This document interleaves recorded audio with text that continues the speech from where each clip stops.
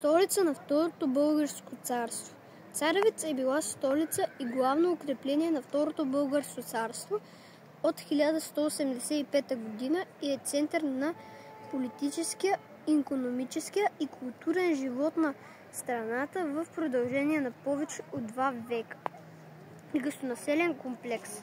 Крепостта е била гъсто населена с около 3000 души, като разкопките разкриват останки от около 470 жилища, 23 църкви и 4 градски манастира, 3 входа и защитни съоръжения. Входът на крепостта е бил осигурен с 3 основни порта, като главният вход е бил от запад и е бил защитаван от кули, символични съоръжения. На най-високата точка на хълма е разположена патриаршията, а в югоизточната част се намира известната Балдуинова кула, свързана с пленяването на латинския император Балдуин Фландърски.